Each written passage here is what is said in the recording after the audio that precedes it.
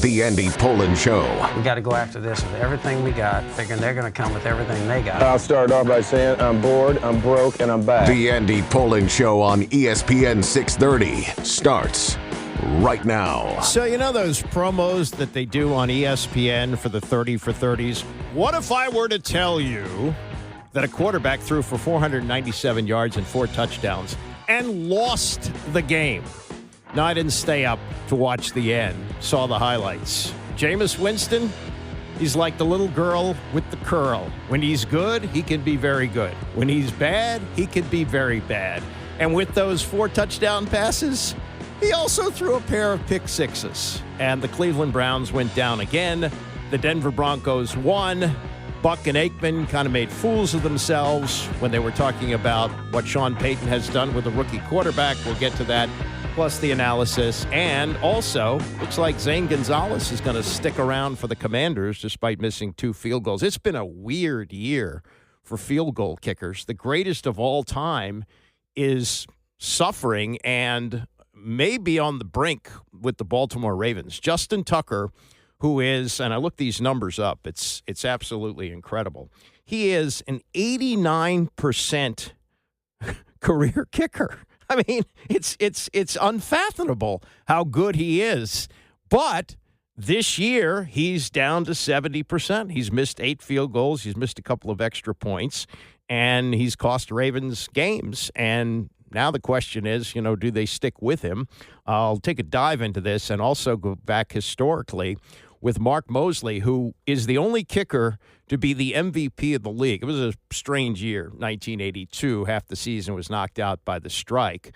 But he set a then record, and it's amazing how these records get broken. But he, at that time, set the record by making 23 consecutive field goals. Adam Vinatieri blew past him with 44 consecutive, but that was a big deal in 1982, and he had some big field goal kicks to win games and was, in a strange year where they only played 9 games, the MVP of the league. But it came to an end for him as well. In 1986, they had to cut him loose, and I look back historically on that coming up in the show. Also, today is the 68th anniversary of Wilt Chamberlain's varsity debut at the University of Kansas. And I was just looking at the numbers that he had. This was his first game at Kansas where he was eligible to play. In those days, freshmen couldn't play. So in his first actual game against the varsity, it was the first time since they had started playing these games in 1922, in 1957, he had not 57, but 55. He had beaten the varsity with the junior varsity, and they had to wait a whole year to see him play. You couldn't go to the NBA in those days. You couldn't play varsity, and when he finally got his chance on this day in 1956, it's staggering the numbers that he had: 52 points and 31 rebounds in his first game as Kansas beat Northwestern. And you think today, if somebody in any sport would have a debut game like that, the world would explode. But no social media. In 1956, college basketball was kind of an afterthought. And when you look back on it, it's just remarkable. We'll get to that later in the show. Let's roll into the Monday Night Football game and what happened with Jameis Winston, who, remember, he had a year with Tampa Bay where he did throw 33 touchdown passes, but he also threw 30 interceptions. And if you look at what happened last night to the Cleveland Browns, he had the most Jameis of Jameis games as they lost to Denver 41-32 at Mile High Stadium. He finished with 497 yards passing, 4 touchdowns. Cleveland had 552 yards of offense in this game.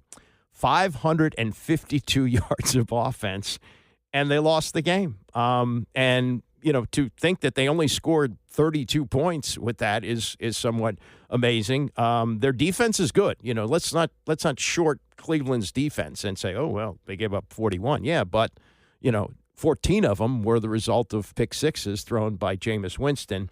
And love him or hate him, you got to love his post-game news conference. So this was Jameis on his performance and specifically the pick sixes last night. I am a better player, but in times like this,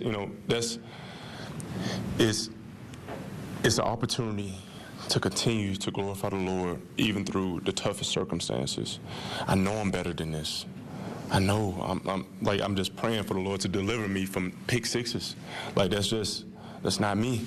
Like, a phenomenal game, offense, do some great things, but I messed it up. Now, as a Jewish person, I'm not a big thumper, okay? I don't really appreciate it when athletes get up after games and, specifically thank the Lord for their performance as if, the Lord was maybe rooting for their team or the other team. But he does it with a dose of humor in that. I kind of like him. I really do. And I'm kind of rooting for him with Cleveland. They're terrible. They're a bad team. And a lot of it has to do with the ownership and the incredible foolishness of the Deshaun Watson deal where they're stuck with that contract for another year, basically crippled the franchise. But Jameis Winston is some fun. Bo Nix winds up with the victory here. Bo Nix not high on the radar for quarterbacks. Many had him like the sixth best quarterback coming into the draft, and there weren't really many expectations for Nix and Sean Payton in Denver. With they got out of the Russell Wilson business, and this was expected to be a rebuilding year.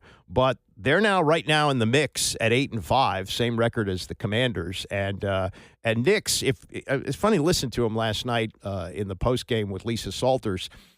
He doesn't sound like a rookie, and technically he's not really a rookie because he had like 5 million college starts at 2 schools and 5 years and all that with COVID. But this was his first game on Monday Night Football, and obviously his first post-game interview with Lisa Salters. Well, it was a tough football game. They had a really good defense, and we forced 3 turnovers, and that was kind of the difference in the game.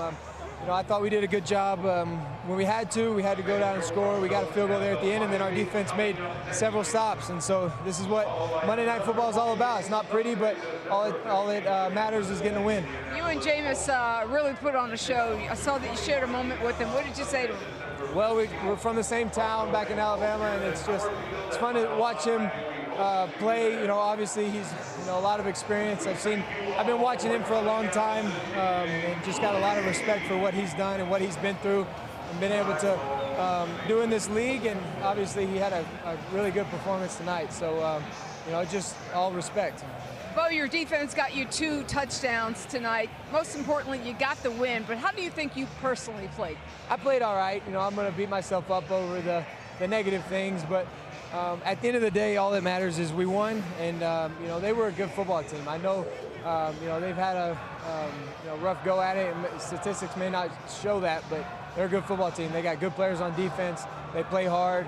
They're physical, and we're fortunate enough to score more points than they did tonight. Yeah, that's kind of how it works. You score more points, you win the game. Look, all credit to Bo Nix and all credit to Sean Payton with what he's done with his rookie quarterback. But this was staggering. This was in the second half. And this is Joe Buck and Troy Aikman, each of them making about $1 million a game. Troy Aikman, a Hall of Fame quarterback. Joe Buck, a Hall of Fame announcer. They're the best in the business.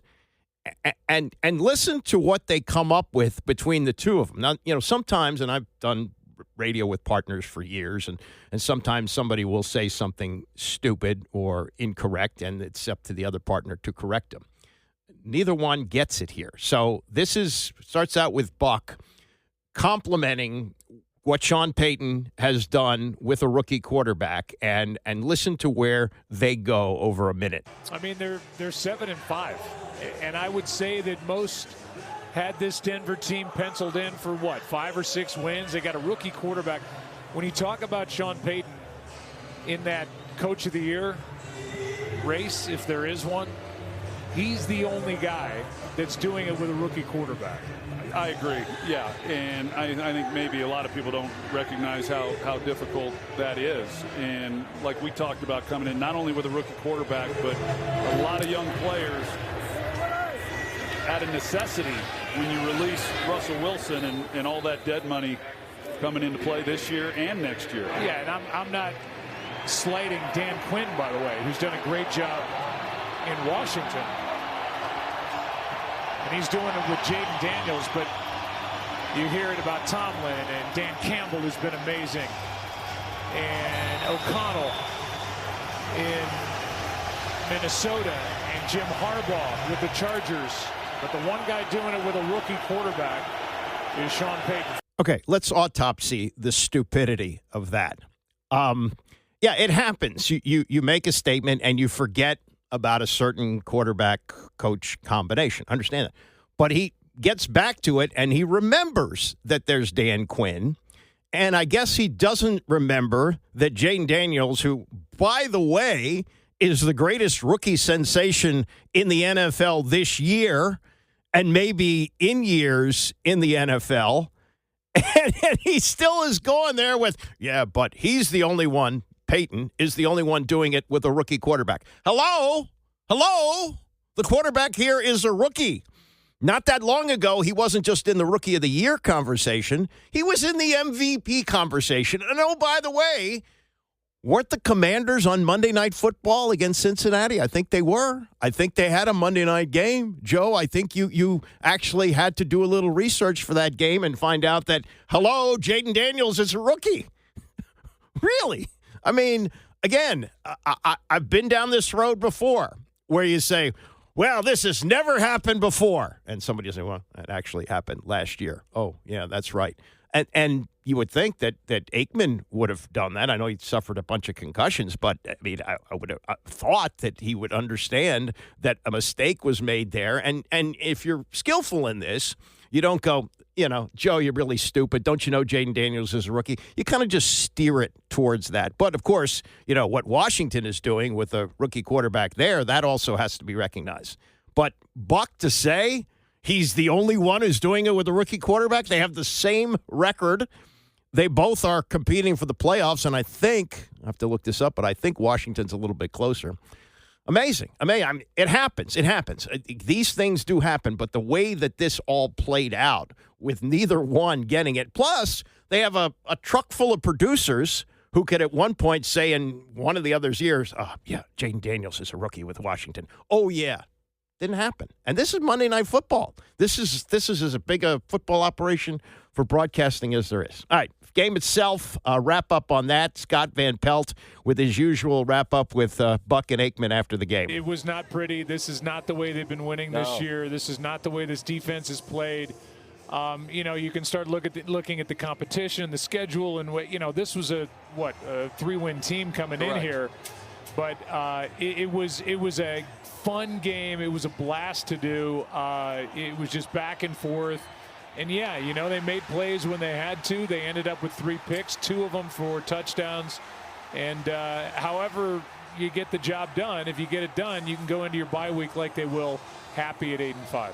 You guys had the great pictures on the sideline. This is a talented defense. Those guys are screaming at each other, man. Jameis had them scratching their heads. And I said at halftime, it's kind of the full Jameis experience, right? He throws for almost 500, Troy, but in the end, kind of can keep both teams in the game. What did you make of his performance, which in the end comes up obviously 9 points short? Yeah, I pull for Jameis Winston. I think everyone does until he's playing against your team. Right. But, he comes out, he did so many good things, what Jerry Jeudy was able to do. And, for Jameis, as you said, I mean, it's an amusement park ride when you watch him play. And it's, he's going to get the deep throws and make some big plays, and then he's going to rip your heart out. And we talked a little bit about it. They got the big play back in their offense when he took over at quarterback. But as we've seen throughout his career, he does tend to turn the ball over a little bit, and we witnessed that tonight. But couldn't be prouder of the way they came out and played, as Joe said, for a 3-win team, the job Kevin Stefanski did. But this is a huge win for the Denver Broncos and Sean Payton building something to get that bye and then go into the run at the end of this season for the playoff push. I'm going to get to Denver. I have to ask one thing, Troy. When you played, would you say that speed was what you were known for necessarily? Not really, right? I would say that, I know there's a joke in there somewhere, but I would say that early in my career, you forget I ran the wishbone at Oklahoma for Barry Switzer, so I could run. Don't start pushing buttons. I could run. I don't forget. It's just late in my career, not so much. I thought I heard you say that you could outrun Jameis during the broadcast. I'm thinking, well, we could probably set that up somehow, right? I mean, you could beat him in a race. You missed the part where I said that I pulled a hamstring a year ago and it still hasn't recovered, which I don't expect that it will at my age. Understood, right? It takes longer for things to heal. All right, let's Yes. get back to what matters a whole lot more. You just alluded to it. Denver goes into its bye. They're 8-5. I think we look in the deep end of the pool. Obviously, Kansas City, Buffalo, Pittsburgh, and I think Baltimore's still certainly in there as well. The teams that you fear. This is a Denver team that if they make it, it would be a giant step forward.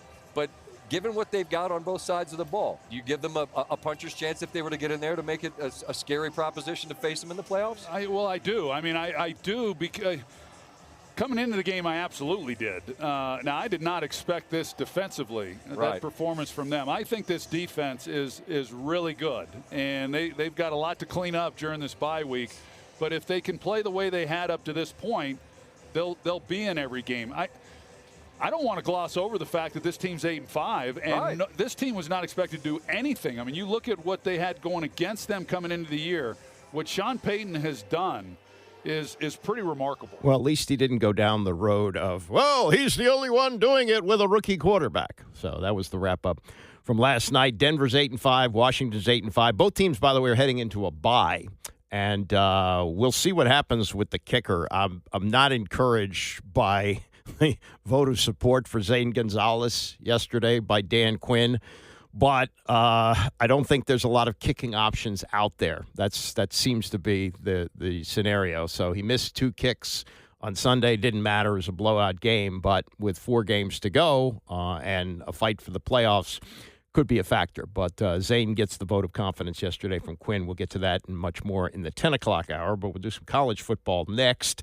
And the shocking upset loss by Ohio State over the weekend, what it's going to mean once we get the rankings tonight in the college football playoff. We'll get that, and we'll get some reaction from Paul Feinbaum as he was on the Dan Patrick Show. Next, it's the Andy Pollin Show, ESPN 630. The Andy Pollin Show on ESPN 630, the sports capital. The usual Monday Dan Quinn news conference yesterday. We'll dive more into that in the 10 o'clock hour. But as I say, he is sticking with Zane Gonzalez. Fingers crossed, at least for me, but is what it is. Also, Herman Edwards yesterday on the Dan Patrick Show, and this flag planting Michigas.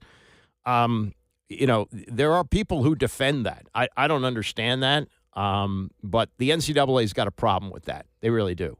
There's no need to do that, in my opinion. That may be the old guy, get off my lawn, but the reality is you win the game, you act like you've been there before, you shake hands, and you get off the field. I know that's not, Baker Mayfield may have changed things by planting the flag and making it cool to do all that, but my opinion is you don't need it. And this was Paul Feinbaum yesterday on the Dan Patrick Show. Feinbaum, at least for me, is as knowledgeable about college football as anybody. And he's got a really, sarcastic way of saying things that I really like. And they talked about the Ohio State upset. I mean, just absolutely stunning when you step back and think about where they were. It's one of those rivalries, and there's probably just a handful of them in college football, where winning the game against Michigan and vice versa is as important as winning a Big Ten championship or maybe even winning an NCAA championship. And I think about this with Gary Williams and when he won the championship in 2002 with Maryland. And, Gary's the kind of guy who doesn't, usually show a lot of enthusiasm, even for winning. And getting to know him a little bit after he retired, he'll tell you that he remembers the losses much more than the big wins. But it was big for him to win the NCAA championship. No question about it. That put him in the Hall of Fame in 2002. Legitimized a great coaching career. That was what put him over the top for that as well. And he did it with a team that we'll probably never see again, with 3 seniors in the starting lineup, one of them a fifth-year senior. It's changed things a lot in college basketball. But when he won the ACC title in 2004, and he beat Duke, he said this, and people went, what? He said, I think I got as much satisfaction out of doing that as I did in winning the NCAA championship. They didn't get a chance to get the revenge against Duke. Remember, in 2001, they blew that 22-point lead in the semifinals against Duke, and then Duke lost to Indiana to get to the Final Four, and they wound up playing Indiana and winning that. But in beating Duke and coming from behind as they did to win the ACC championship game in the tournament in 2004, he felt like that was a bigger deal. And I think if you look at the Ohio State-Michigan game, it's kind of like that. And Ohio State loses 3 straight. Okay, Michigan went undefeated last year, won the national title, but they spent $20 million in building this roster. They were kind of snickering at Michigan with Jim Harbaugh leaving and all the star players going away, and the team coming into this game with 5 losses, barely bowl eligible, and they wind up losing. It's just remarkable. Paul Feinbaum on that yesterday on the Patrick Show. I mean, we're talking about 3 straight losses, all to Jim Harbaugh in what Ohio State and Michigan fans believe is the biggest game in the country. And then it happens again. Dan, that's inexplicable. There's no excuse for it, because I really thought going into the season that if Ryan Day, here I get to the lead, lost that game and somehow was embarrassed or didn't make it to the championship game, that he probably should be fired. And quite frankly, that hasn't changed. I know the athletic director came out last night with one of these word salads saying, oh, he's our guy. That same athletic director, Ross Bjork, you may remember 2 years ago in the middle of the season, said similar things about Jimbo Fisher. And then at the end of the season, fired him and gave him a $76 million goodbye gift. Okay, if there wasn't a 12-team playoff, Ryan Day would be what? I think he would be fired. And quite frankly, it would be justified. I am well aware his record is 66-10. He's been to the CFP championship game. He's been to the playoffs a couple of times. But in states like that, and Dan, I don't need to educate you. You're from one of those states. That game is really bigger than life. And, after the first one, after the second one, after the third one, but after the fourth one, and I tell you the line that got me more than any other line, it wasn't his coaching, which is atrocious. It was the fact that he defended his players for getting into a brawl that required pepper gas and who knows what else, defending the field. I mean, Ryan, you had all year to prepare for that game and 60 minutes and 4 hours in real time to win the game. What your players did after the game was beyond embarrassing, and I know that's a whole nother narrative today, but that single statement alone, in my mind, was fireable. What's happened with the flag planting that all of a sudden it's become the rage with the kids? Do you think the NCAA does anything with this? Yeah, I mean, they should. I think ultimately it's up to the individual conferences, and I feel very certain that conferences are going to put an end to it. I mean, it is too dangerous. We've both been on fields at the end of the game. It's chaotic. And then when you have brawls with players, big guys with shoulder pads and helmets, and there are a lot of idle people on those fields that could really be hurt or killed. And give Steve Sarkisian credit, the Texas coach. He saw this all day long happening, and he warned his team, if we win this game, which they did at Texas A&M, don't do it. And it's just absurd. There's no reason for it. I mean, I really like guys who lose the home game and then they're going to go out and try to win a fight. I mean, where are we? What's happening here? Yeah, I mean, you could blame the Ohio State players for what they did to some degree. But on the other hand, what is the purpose of planting the flag on the opponent's field? You won the game. The scoreboard says that. You have to prove it by planting a flag because Baker Mayfield did something obnoxious some years ago. Ridiculous. More from Feinbaum. This is on Deion. And I guess I'm going to wind up dead wrong on Deion. I thought, after the 4-win season last year and the struggling start this year, that was never going to get off the ground there in Colorado. They're not going to make the playoff. They blew that by losing to Kansas. But got to say he's done a good job there. Now, I still think there's a good possibility he's going to leave because he has been on the Suns plan for years. You remember, with his 2 sons, he started this phony baloney high school in Dallas, which has been shut down, but it was for the purpose of having them play high school football. And then they go with him to Jackson State. And then, as he said, when he got to Colorado and told the players to leave, he said, "I'm bringing my own luggage, and it's Louis Vuitton." He was bringing his 2 sons in there and wanted to coach them, and he did it this year. Plus he's got Travis Hunter, who's probably the best player in college football, should win the Heisman. He's going to leave too. Does he want to stay without them? I know he's done a good job in bringing in transfers and recruits and so forth, but, I mean, is it really the same coaching at a school that doesn't have your sons? It's like, the Little League coach whose sons move on. Does he still want to coach the team without his sons on? And maybe that's an oversimplification, but, Howie Nelson coached my son's team fall and spring every year until they graduated high school. He didn't keep coaching after that. Anyway, this is Feinbaum on Deion and whether or not he will stay at Colorado or could he wind up in the NFL? I think until the last NFL job is filled, his name is going to be dancing out there because maybe I just don't believe when coaches say anything, but the fact that he's happy out there and now that his son and best recruit ever are leaving, to me makes me wonder a little bit. I mean, he beat the house this year. I think he beat it because he is a good coach. He had two, not only two, but two of the best players I've seen in college football in recent years. He also took advantage of a Big 12 that was really diluted. It was an okay league, but by no means what he had last year in the Pac-12. So he mastered it. I mean, he didn't get to the championship game. He won't get to the playoffs, but he still did a remarkable job. He's Paul Feinbaum of the Mothership, host of the Paul Feinbaum Show. Heisman Trophy race over?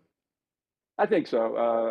I know, fans in Boise want to make a case for their man, but I think Travis Hunter wrapped it up Friday. And, I mean, he's dynamic. Again, I don't know why the Jim Thorpe committee didn't think he was one of the best defensive players in the country, but those are little things that we make a big deal about. But I will be shocked if he doesn't win the Heisman Trophy. Does Colorado try to extend Deion? I wonder. I don't know how that works with, these coaches, and then we're going to give you, like West Virginia just, a year after giving their coach an extension, they fired him. So I don't know, the loyalty level there, but I haven't heard anything about Colorado and Deion. Yeah. What these agents do now, and there's a handful of agents now. Deion's different; he's got a whole team. But I mean, you basically float a rumor that Deion's going somewhere, and then the next day, the athletic director, reading his social media, goes hyperbolic and gives him an extension. I can't imagine they wouldn't extend him, but I think Deion's got to figure out what he wants to do. I mean, I frankly think he would make a very good NFL coach. Probably not in Dallas, but there'll be a few openings. Oh, actually, there may be by the end of the day, but we have one already. A couple more to come. What do you make of Andrew Luck as the GM of Stanford football? I thought that was a good move. I mean, Andrew Luck is a incredibly smart guy, and that's his school. But what is the role of a GM? Very important question. The GM does the same thing in college that they do in the pros. I mean, they are in charge of personnel. They watch the portal, Dan, which is now open. They deal with the money. However that works in college football, nobody is exactly sure. And they really run the player personnel side of college football. And that's maybe the most important position in college football that nobody really knows about or understands. I think he'll be great at it. Most important game coming up this weekend will be what? Well, probably the ACC game because you have SMU. They are now in the ACC, in case anybody missed that story. And they're playing Clemson, which just got knocked out of the CFP the other day by losing at home to South Carolina, but then Syracuse beat Miami. So I think Clemson can literally, here we go in NCAA basketball talk in March, they can steal a bid by getting that. If they lose, they're out. That's a fourth loss. SMU probably stays alive. Miami is the one that's Miami and Alabama are probably literally on that bubble, sweating it out. The SEC game will not affect anything. The ACC game will. I mean, there's a couple. Obviously, there are other games that affect one bid, but this game could affect several bids. But I wonder, are we getting close to the point of getting rid of conference championship games because what's at risk if you suffer another loss? And like Georgia, you're saying Georgia is safe even if they lose the SEC title game? Yeah, because they have two losses and they have the best win on the board right now in the country. They have a win over Texas, which will be number 2 tomorrow night. So that matters. I mean, I don't understand this committee. they value top 25 teams. I mean, there's some teams in the top 25, Dan, that are just putrid, but they get beneath. I mean, there's some teams in the top 10 that aren't that great. But ultimately, I think like, who have you beaten? Georgia has a great win. Alabama, by the way, has some epic losses that you mentioned. One, Vanderbilt's the other, 2 6-loss teams, but they do have a win over Georgia. So that will put them at least into consideration. Oh, we'll find out at 8:00 tonight when they come out with the college football playoff picture. Alabama looks like they're going to get in. Amazing with 3 losses. It's funny. Last year when we had 4 teams and everybody got apoplectic about undefeated Florida State not getting in, the feeling was, well, next year they're going to go to 12 and this won't be a problem. Well, when they go to 12, there's like, well, what about this 3-loss team? What about that 3-loss team?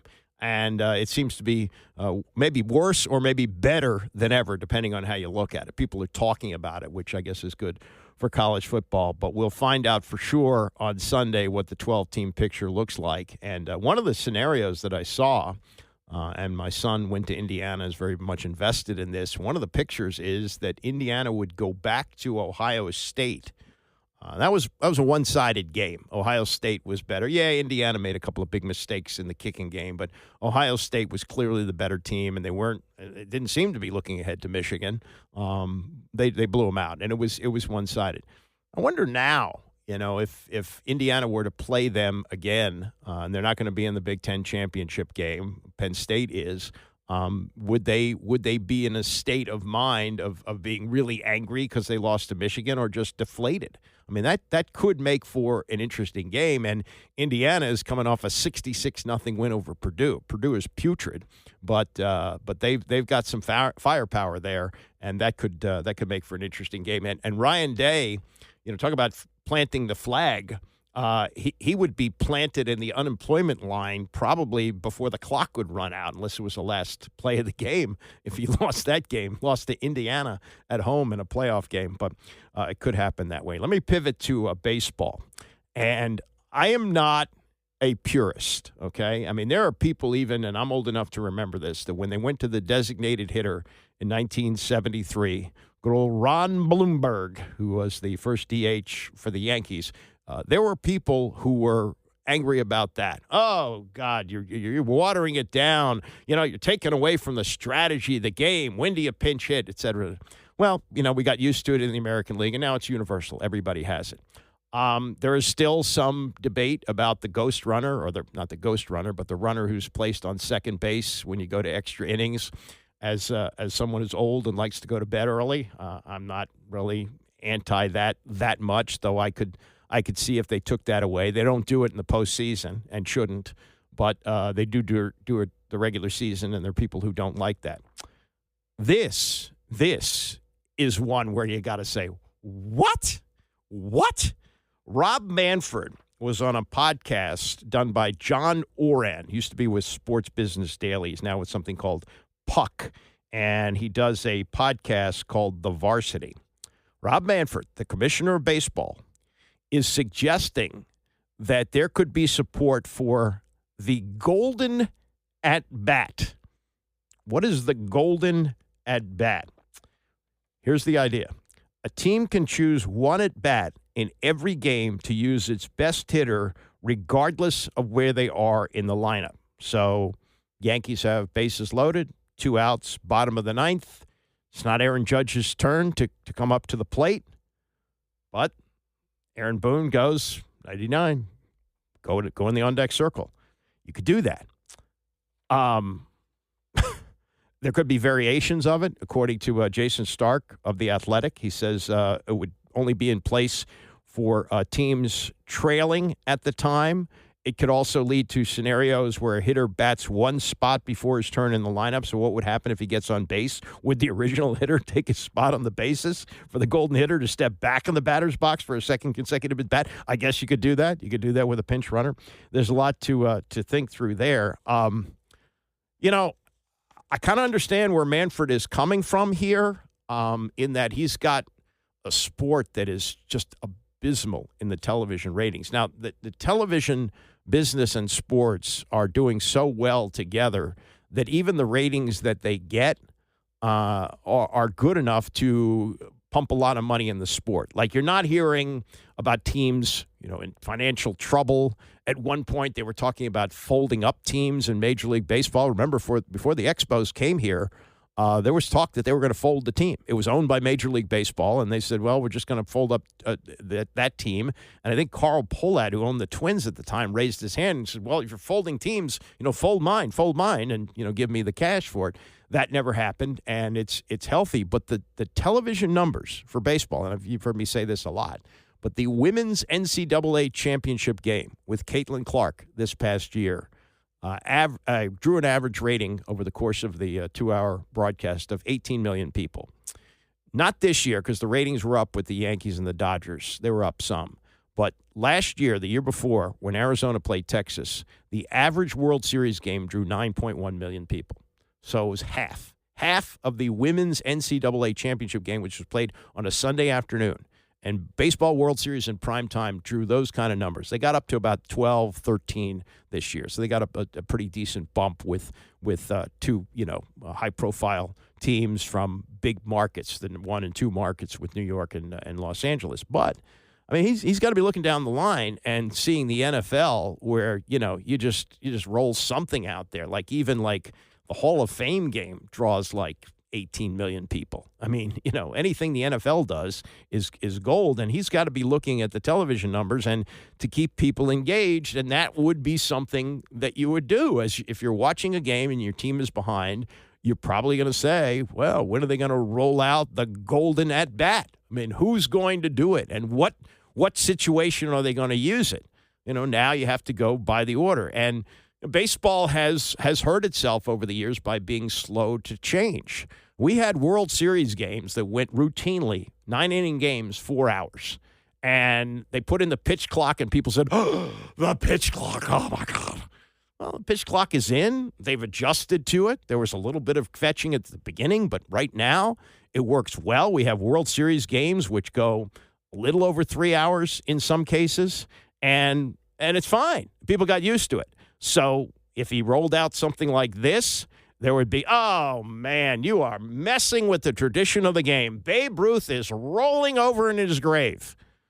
But then maybe after a year, the golden at bat becomes something that's part of the game. It could happen. I'm not saying that I'm in favor of it, but as ridiculous as it sounds, and I've seen some baseball traditionalists on Twitter say, oh, you got to be kidding. Is it the Onion?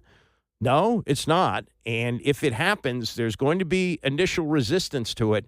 And Manfred, I've seen interviews with him where he understands that. He knows that he's going to get blowback on it. But if he's looking at the long term for his sport in the age of television, and television is the one that's the tail that wags the dog right now. That's where the money is. The in-game revenue from tickets and parking and concessions, that's a small part of the picture. The major bucks is from television, and this would be something that would be attractive to television. And he's got to look at the long-term future of the sport. I'm not saying it's great, but, sometimes you have to do things that are a little bit painful, especially for traditionalists, and I would not be shocked if down the road this eventually comes in. All right, coming up, I want to do a little compare and contrast on Tucker and Mosley, Mark Mosley, who was the MVP of the league in 1982, and how his run ended in Washington and how it may end for Justin Tucker. Stay with us. It's the Andy Pollin Show, ESPN 630. The Andy Pollin Show on ESPN 630, the sports capital. We got Bram coming up at 11 o'clock today. You've heard about the struggles of Justin Tucker. I don't know how big a Ravens fan you are, but for him, and it's important when I'm going to do this comparison here to note how much place kicking has changed. Mark Mosley, the only kicker to win MVP, 1982, and there have been some discussions that maybe one day he could wind up in the Hall of Fame because of that. If you compare his kicking numbers to kickers of today, he wouldn't have a job for his career. He was a 65% field goal kicker. He was 300 for 457. He missed 157 kicks over a 16-year career. You miss 10 field goals a year, you're flipping burgers. You're doing something else. But he was, at that time, one of the premier kickers in the league, and he was the dinosaur, the last one to kick straight on. You know, it's funny. I did a podcast with him some years ago, and I forget what country he had spent time growing up in, but his father was in the Foreign Service, and he grew up playing soccer. Yeah, he played soccer first, and yet when they moved to Texas and he was interested in kicking, there was, I think, maybe a couple of kickers in the NFL. The Gogelak brothers, I remember Redskins had Charlie Gogelak and his brother Pete kick for the Giants. Maybe there were one or two others. If you wanted to kick, you kick straight on. And that's what he did, and went into the NFL, got to the Philadelphia Eagles. Then he went to the Houston Oilers, kicked one game for them, and the idiot coach said, yeah, I had a dream you missed a field goal, so they cut him. He was out all of 73. George Allen had remembered that he did a good job kicking against the Rams in bad weather when he was in Philadelphia, and brought him in 1973, and he was here for, I guess, 13 years, I guess. And again, had that great season in 1982. And here's another thing about the way kicking has changed. Guy lines up for a 60-yarder now. It's routine. 55 is considered, makeable distance. In that 1982 year, he did not attempt a 50-yard field goal. Did not attempt one. He was 20 of 21 for the year, set the record with 23 consecutive field goals, and I think that was the one that beat the Giants in the snow that got him in the playoffs. But, for his career, this is another interesting number. For his career, 16 years in the NFL, he attempted only 42 field goals of 50 yards plus, made only 12 of them, missed 30 of them. So, anyway, 1985, he's starting to decline a little bit, and they brought in a kicker by the name of Jesse Zendejas to compete with him in training camp. Well, Mosley was a wily old veteran, and he psyched him out, and he didn't kick very well. He went on for a long kicking career, kicked with the Rams, kicked with the Oilers, but Mosley psyched him out, and 85 was the year that Joe Theismann broke his leg about, 10, 11 games into the season, and Jay Schrader became the holder, and these guys are fussy. And he didn't kick very well with Schrader, and there was some question whether he'd make the team in 86, but he made the team in 86 again.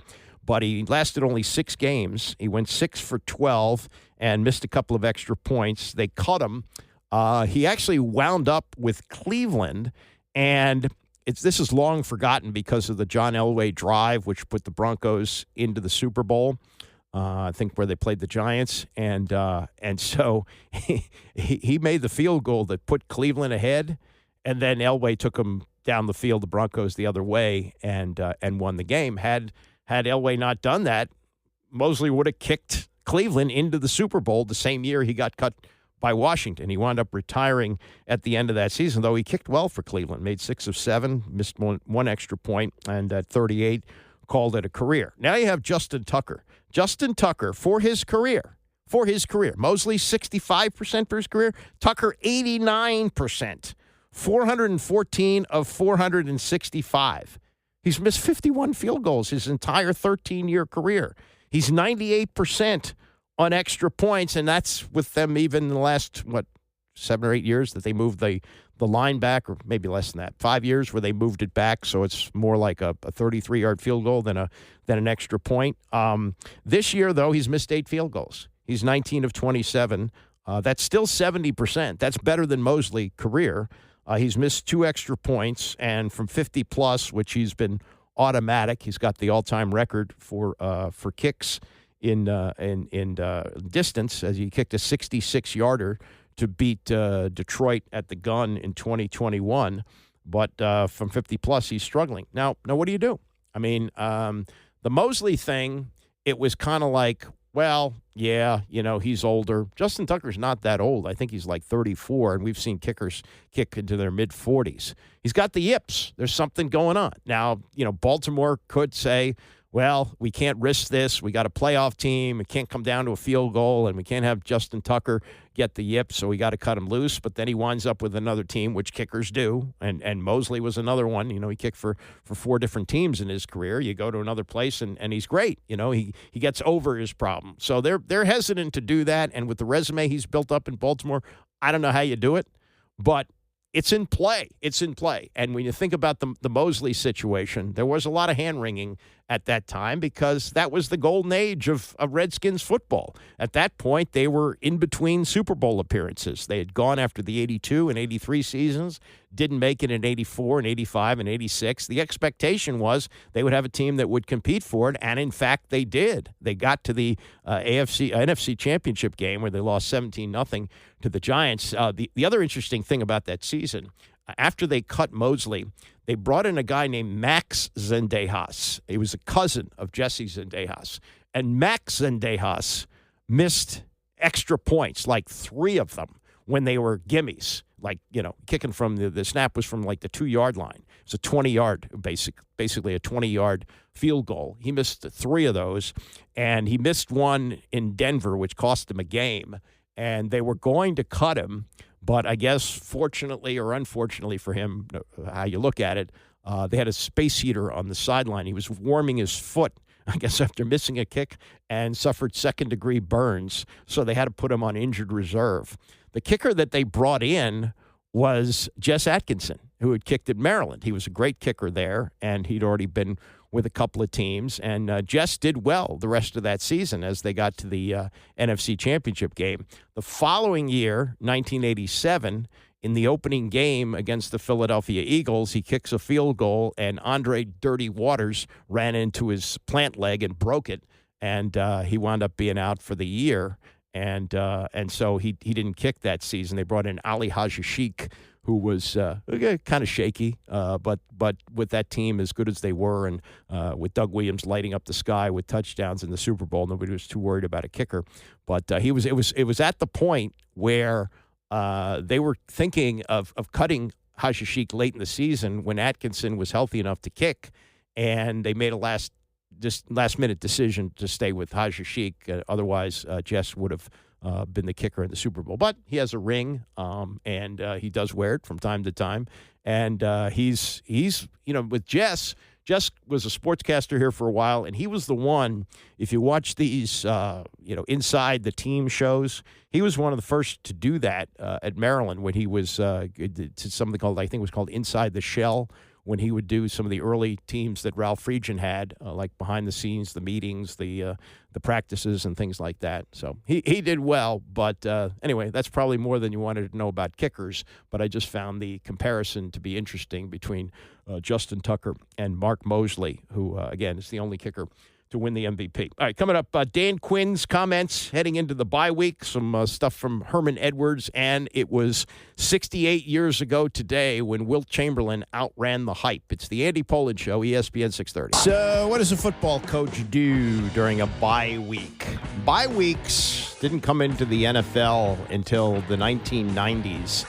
And as a matter of fact, one year they experimented with 2 bye weeks. 1993, they had 2 bye weeks. The problem with doing it now is they start after Labor Day. So you're really pushing the Super Bowl. They're at 17 games. You know they're going to 18. And sooner or later, they're going to have 20 games. So it's tougher to do. But I think 2 bye weeks with the grind of a season wouldn't be a bad idea. I mean, we're already into December now. And finally, the Commanders are getting a bye. We'll get to the thoughts of Dan Quinn as he held a wrap-up news conference yesterday.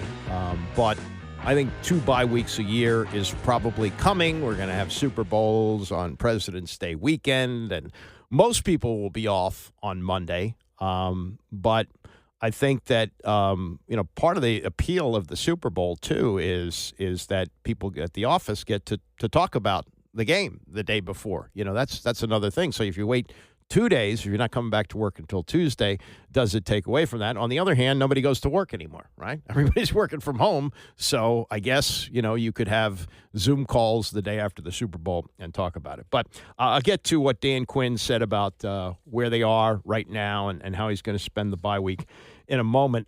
This is something that has not, as far as I've seen on mainstream media, but Front Office Sports had this story yesterday. I guess it was also reported on Politico. That and I was wondering about this. If you're watching the game, you seeing Roger Goodell walking on the sidelines. Really? Roger Goodell, the commissioner of the NFL, with right up the road? And maybe I was even thinking that he might do a doubleheader with the game of the day in Baltimore between Philadelphia and Baltimore. He's there to see the Titans and the Commanders. And I see him walking on the sidelines with Josh Harris, and I'm thinking, what is that? And Adam Silver was there, too. Like, maybe this was like a little commissioner's kumbaya get-together. I didn't understand quite what that was all about, and I'm still not sure of it with this story. But what's being reported by Front Office Sports and others is that Goodell and Harris met with congressional lawmakers yesterday, lobbying for you-know-what, to get a stadium built in D.C. Now, they're under the gun this year to make it happen. What's today? The 3rd. So we're looking at 17 days on this. There must be a full Senate vote before the adjournment, which is December 20th, on what was done in the Energy and Natural Resources Committee, where they got it through that this bill should move on. And the bill, if you're not familiar with it, they would take the lease, and again, RFK is on federal land, so it's leased by the city of D.C. They would change the terms of the lease, expand it for 99 years, and under the terms, you could build commercial property around the stadium. Right now, it's zoned for neighborhoods, but if you're going to build a $1 billion plus, maybe a $2 billion, maybe $3 billion stadium, who knows, you got to have some other things around it, like restaurants and hotels and things like that. So they would rezone for that. The problem is there's pushback from Maryland, obviously. That Maryland would like to keep the team there for the revenue and so forth. And it's an easy thing for the Commanders. They own the land around what is now Northwest Stadium, so they could build there. The problem, as I understand it, is, and I think this is a pretty big issue. About RFK. You get off the metro, there's the stadium. You walk around the corner, you're there. Now there's the Morgan Boulevard Metro, which obviously Jack Kent Cooke didn't care about when he built the stadium because it's like a 25-minute walk, and the shuttle buses, forget about it. Those are not reliable. So even if they were to build the stadium closer to the Morgan Boulevard Metro stop, from what I'm told, the way things are set up, the closest they could get it would be about a 15-minute walk. And, when you get to this time of year or rain or whatever, and older people, not everybody can make that 15-minute walk, and then you're back to the shuttle buses and so forth. So the setup on the RFK land is perfect. And, the nostalgia of that. And if you grew up in D.C., if you grew up in Virginia, you never went to Maryland. If you grew up in Maryland, you never went to Virginia. But everybody went to D.C., and so it worked well, and public transportation and the routes in and out to get to RFK made it easy. So that would be great if it happens there. The problem is if it doesn't happen by December 20th, it gets tabled for another year.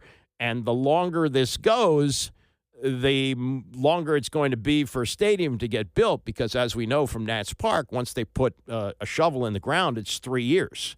So it's 2025 almost. If this goes another year, then you're pushing to 2026.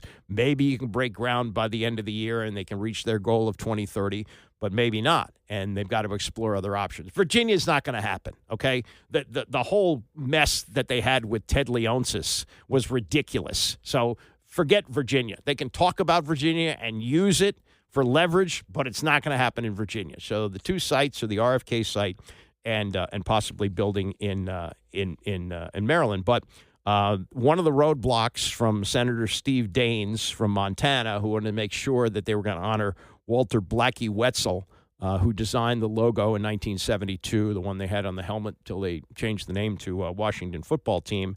They're satisfied. There's a display in the stadium. And I think the most important thing about this is that they're going to allow the team we'll see what kind of pushback they get, if any, on this. A lot of people are thrilled about this, that if they have nostalgic merchandise like throwback uniforms, they can have the logo on it. Now, I've seen on Twitter people going, they're bringing back the name, they're bringing back the logo. No, the name's not coming back, And I don't think they're going to use the logo on a regular basis. I could see when they wear the throwback uniforms that they could put it on the helmet once in a while, but I don't think that's coming back in a permanent way. I think, and this is just my opinion on this, and I think they ran this as a trial balloon in the offseason. You may remember Dan Quinn showed up for a workout day and news conference wearing a knockoff T-shirt that had the logo W on it, but feathers hanging off of it. And there was a lot of reaction to that, and he answers every question, and he answers it thoroughly. He kind of just said, yeah, we just tried that, and then moved on from it. But that could be, in a way, something that could satisfy both sides. If you keep the logo and you put the feathers on it, you don't call them the Redskins, that's not coming back. But and I think they should change the name, too. My choice would be Washington Football Team, because I think that no name that would replace Redskins would satisfy everybody. So just keep it a Washington Football Team and be unique on that. But if they change it to some other name, and I've heard Warriors, I don't think that's going to happen. But some other names, it satisfies. So Wetzel, the Wetzel family is okay with that. Daines, the Republican senator from Montana, is okay. Now the question is, can it pass through the Senate? And it's got to be unanimous. And according to what's here on Front Office Sports, says since it stands very little chance of passing as a standalone bill, work behind the scenes has focused on finding other legislation it could pass alongside with it.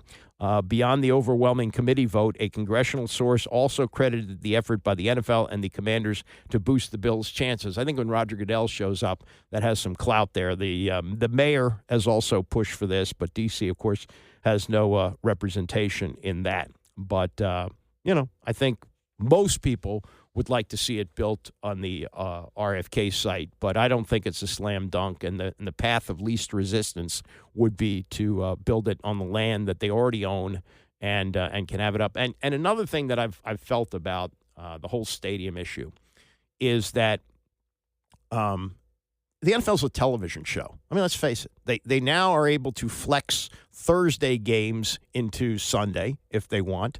You can flex a Sunday game into Monday night. We still have a couple of games this year, last two games of the season. We don't know whether they're going to be Saturday or Sunday for either one. And I had this experience with my cousin, who's a 40-year season ticket holder for the Bears. When the schedule came out last spring, we arranged that he would come in with his son and a friend, and we would go to the Commanders game, which started at 1 o'clock. And they arranged a flight out of Dulles at 10:30, and they were going to be fine. And then 10 days before the game, they flexed the game to 4:30, and it was close. And as I told you, they left after the Bears scored and went ahead. I told them the frequency of the radio station to listen to once they got in the car, just to hear the final whistle. And, of course, they heard the Hail Mary, and fortunately didn't crash the car. But the point being is that they had to leave before the end of the game. Not that they wanted to see the Hail Mary, but that's why the NFL is a television show, and I think the stadium becomes less and less relevant. And remember there was a period of time where the NFL said, if you don't have 80,000 seats, we're not going to have a Super Bowl. And that's how they lost San Diego. San Diego was a great Super Bowl site, but Jack Murphy Stadium wasn't big enough.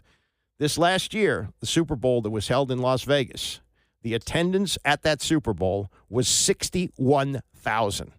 It was 6,000 more than the pitifully small RFK Stadium that they had to move out of. So, I think that all this stadium talk, while it's cool to talk about and it's interesting for those of us who live here and remember the days of RFK rocking and how great it was, it's a different world now. And if it gets built at that site, great. If it doesn't, I could see that happening as well. All right, to Dan Quinn and what he said yesterday, kind of a surprise. I thought, what Zane Gonzalez, okay, he kicked a couple of games, was good. And then in the Tennessee game, he misses a couple of field goals, which, even though the final score was a complete blowout, 42-19, there was a period of time where it was 27-13, and if Tennessee scored again, then it's a one-score game, and you get a little nervous. So, do you really, want to stick with a guy who he hadn't kicked in the NFL for 3 years before he got here. So it wasn't like, anybody was knocking on his door, but came in, and this kind of surprised me that what they did was they have officially signed him off the practice squad. It's a financial setup and how they do the contracts and so forth. And Quinn said this about Zane Gonzalez. I do have a lot of confidence in Zane. We put him through all the different processes. You were out here for practice early in the week, into the wind and going. So I like where, he is at physically. I like, things he's able to do. So you're right that it has been a challenge due to kicking scenarios, injuries, et cetera. But we do have a lot of confidence in Zane. Well, they have confidence until they don't have confidence. And hopefully it's not going to come down to a kick that Zane Gonzalez misses, but he's like kicker number 27 this year, and we'll find out what happens when they get back on the field against the Saints a week from Sunday. As for the meantime, what's going to happen in the next 10, 11 days, this is Quinn yesterday.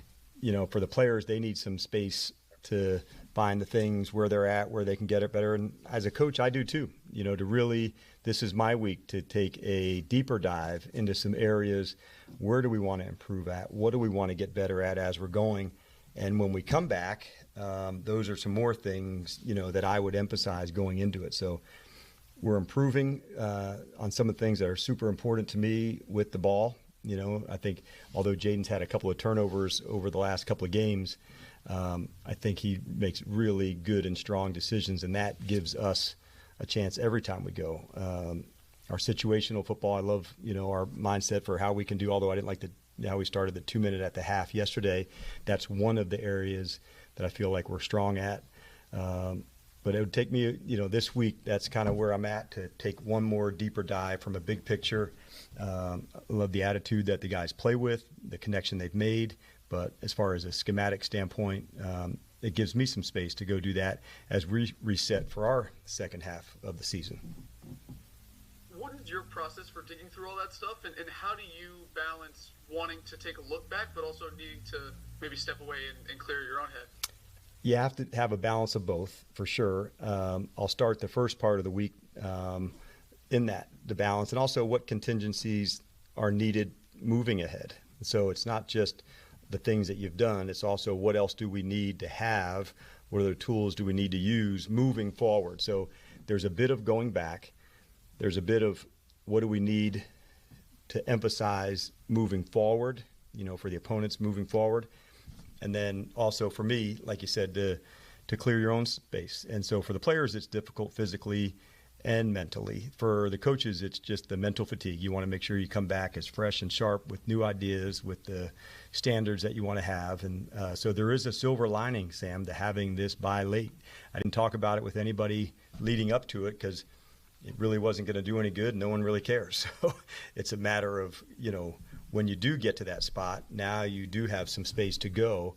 And I think that's a really, like coming out the other side of it, there's some things to be gained. Yeah, this is like the third or fourth straight year that they've had a late bye. The ones in previous years, nobody cared because they were coming back for a dead season walking.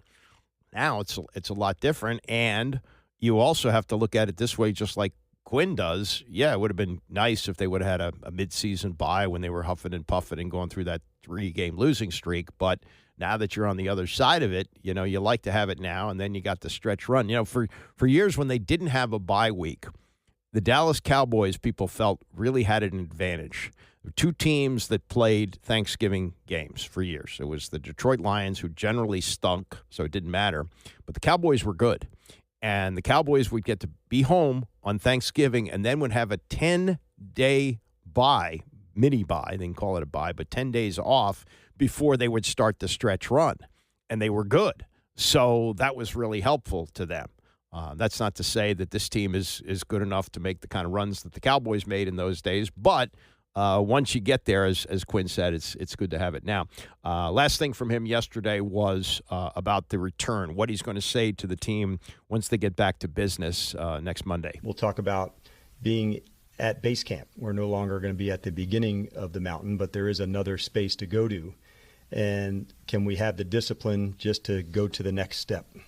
And so where other people want to put 3 and 4 steps out there, for us, it is literally going to be just this step into New Orleans and not have, to look ahead weeks down the line, but literally this moment, this time, this week of practice. So The brotherhood part of it is a big piece of what we do, our play style, our identity. But coming back off the bye, I can't give you one word, but I can tell you that we really need to have the discipline right at base camp just to go to the next spot, not to 3 and 4 spots down the line, but literally to the next one to go get better, get our improvement right, and then go try to pour everything we can into that next game. Yeah, and we play it differently. We don't play it one at a time. And if you look at what's left on the schedule, I'd say in 3 of the 4 they're going to be favored. And the one that's interesting to me is Atlanta. They'll be favored against the Saints. They play the Eagles at home. They're not going to win that. But the second to last game is Atlanta at home. Now, what kind of Atlanta are they going to see? Even though Kirk Cousins was a mess on Sunday with 4 interceptions, and those who watched the whole game said it could have been 7 or 8, they're still in position to win the division. And they're not necessarily going to shift to Michael Penix because you're going to have to live with the growing pains with him if you put him in. So it could be Kirk Cousins coming back to town with a chance to cement the division or move closer to clinching it. And the same thing with Washington, in that if they split the next 2 games, then you're looking at win number 10 there. And 10 is, I think, almost certainly going to get them into the playoffs. I don't think they'll have a shot at the division, but that shapes up as a very big game. And if they win that, then they go to Dallas. And I think, it's even possible, the crazier things have happened, that they could possibly go to Dallas, depending on the scenario, with nothing to play for. That could be in play, that they couldn't move any further up the playoff standings. And then you get to, and we're a long way from that, I understand, but could you get to the point where you go, ooh, well, do we really want to risk Jaden Daniels getting hurt? And could you play Marcus Mariota in that game? But then there's the rust that they might feel once they get to the playoff. I mean, these are delicious things that we don't usually get to talk about this time of year. We're talking about who's going to be the next coach or who they're going to draft at quarterback. Just think of the joy of the Christmas season when we say, playoff positioning, who should they rest? It's such a new concept. Anyway, that's a wrap for me. Bram is coming up next, and I'll see you back here tomorrow morning at 9 a.m.